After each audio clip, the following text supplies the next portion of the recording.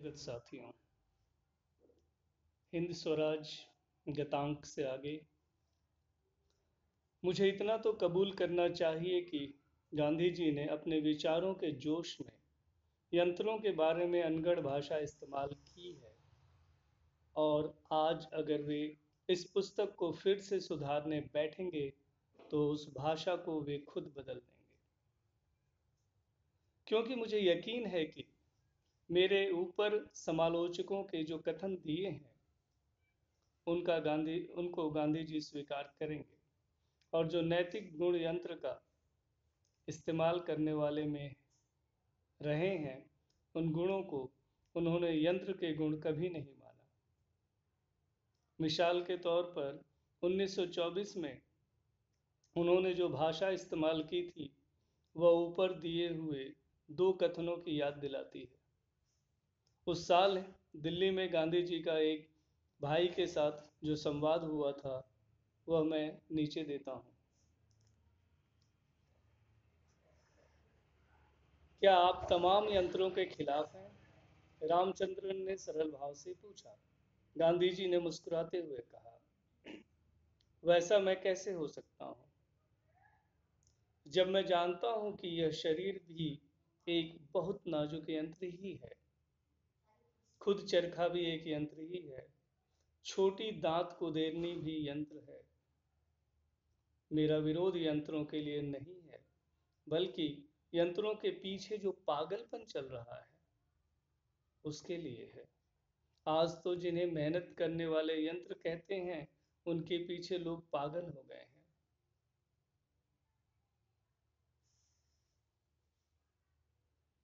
उनसे मेहनत जरूर बचती है, लेकिन लाखों लोग बेकार हो भूखे भूखों मरते हुए रास्तों पर भटकते हैं। ये जो मेहनत बचाने वाले यंत्र हैं, इन्होंने जिस स्तर की बेरोजगारी समाज में और गुलामी समाज में पैदा की है, इसका अंदाजा गांधी जी को उसी समय हो गया था। समय और श्रम की बचत तो मैं भी चाहता हूँ, आगे कहते हैं, परंतु वह किसी खास वर्ग की नहीं बल्कि सारी मानव जाति की होनी चाहिए। कुछ गिने गिनाए लोगों के पास संपत्ति जमा हो ऐसा नहीं, बल्कि सबके पास जमा हो ऐसा मैं चाहता हूँ। आज तो करोड़ों की गर्दन पर कुछ लोगों के सवार हो जाने में यंत्र मददगार हो रहे हैं। यंत्रों के उपयोग के पीछे जो प्रेरक कारण है वह श्रम की बचत नहीं बल्कि धन का लोभ है। आज की इस चालू अर्थव्यवस्था के खिलाफ मैं अपनी तमाम ताकत लगाकर युद्ध चला रहा हूँ। उस समय भी और जो वर्तमान स्थिति है उस इससे कुछ अधिक भिन्न नहीं है। तो गांधी जी जो कह रहे हैं ये बहुत समझने की बात है। रामचंद्र ने आतुरता से पूछा, तब तो बापूजी आपका झगड़ा यंत्रों के खिलाफ नहीं बल्कि आज यंत्रों का जो बुरा उपयोग हो रहा है उसके खिलाफ है। जरा भी आनाकानी किए बिना मैं कहता हूँ कि हाँ, लेकिन मैं इतना जोड़ना चाहता हूँ कि सबसे पहले यंत्रों की खोज और विज्ञान लोभ के साधन नहीं रहने चाहिए।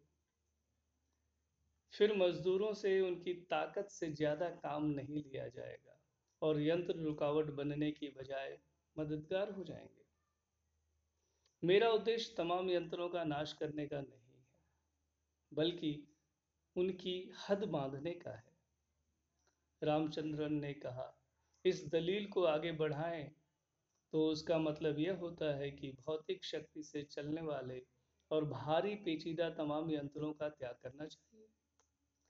गांधी जी ने मंजूर करते हुए कहा, त्याग करना भी पड़े, लेकिन एक बात मैं साफ करना चाहता हूँ, हम जो कुछ करें उसमें मुख्य विचार इंसान के भले का होना चाहिए।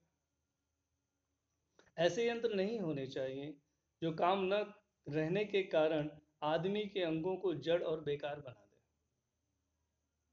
इसलिए यंत्रों को मुझे परखना होगा। जैसे सिंगर की सीने की मशीन का मैं स्वागत करता हूँ, आज की सब खोजों में वो बहुत काम की थोड़ी खोजें हैं। उनमें से एक यह सीने की मशीन है। उसकी खोज के पीछे अद्भुत इतिहास है।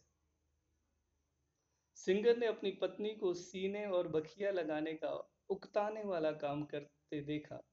पत्नी के प्रति रहे उनके प्रेम ने गैर जरूरी मेहनत से उसे बचाने के लिए सिंगर को ऐसी मशीन बनाने की प्रेरणा दी। ऐसी खोज करके उसने न सिर्फ अपनी पत्नी का ही श्रम बचाया, बल्कि जो भी ऐसी सीने की मशीन खरीद सकते हैं उन सबको हाथ से सीने के उबाने वाले श्रम से छुड़ाया है। रामचंद्रन ने कहा, लेकिन सिंगर की सीने की मशीनें बनाने के लिए तो बड़ा कारखाना चाहिए और उसमें भौतिक शक्ति से चलने वाले यंत्रों का उपयोग करना ही पड़ेगा। रामचंद्रन के इस विरोध में सिर्फ ज्यादा जानने की इच्छा ही थी। गांधी जी ने मुस्कुराते हुए कहा, हाँ, लेकिन मैं इतना कहने की हद तक समाजवादी तो हूं ही कि ऐसे कारखानों का मालिक राष्ट्र हो या जनता की सरकार की ओर से ऐसे कारखाने चलाए जाएं। उनकी हस्ती नफे के लिए नहीं, बल्कि लोगों के भले के लिए हो। लोभ की जगह प्रेम को कायम करने का उसका उद्देश्य हो। मैं तो यह चाहता हूँ कि मजदूरों की हालत में कुछ सुधार हो। धन के पीछे आज जो पागल दौड़ चल रही है वह रुकनी चाहिए। मजदूरों को सिर्फ अच्छी रोजी मिले इतना ही बस नहीं है। उनसे हो सके ऐसा काम उन्हें रोज मिलना चाहिए। ऐसी हालत में यंत्र जितना सरकार को या उसके मालिक को लाभ पहुंचाएगा, उतना ही लाभ उसके चलाने वाले मजदूर को पहुंचाएगा। मेरी कल्पना में यंत्रों के बारे में जो कुछ अपवाद है, उनमें से एक यह है, सिंगर मशीन के पीछे प्रेम था, इसलिए मानव सुख का विचार मुख्य था। उस यंत्र का उद्देश्य है मानव श्रम की बचत। उसका इस्तेमाल करने के पीछे मकसद धन के लोभ का नहीं होना चाहिए, बल्कि प्रामाणिक रीति से दया का होना चाहिए। मसलन टेढ़े तकुए को सीधा करने वाले यंत्र का मैं बहुत स्वागत करता हूँ, लेकिन लोहारों का तकुए बनाने का काम ही खत्म हो जाए, यह मेरा उद्देश्य नहीं हो सकता। जब तकुआ टेढ़ा हो जाए, तब हर एक काटने वाले के पास तकुआ सीधा कर लेने के लिए यंत्र हो। इतना ही मैं चाहता हूँ। इसलिए लोभ की जगह हम प्रेम को दें, तब फिर सब अच्छा ही अच्छा होगा। धन्यवाद साथियों। जय जगत।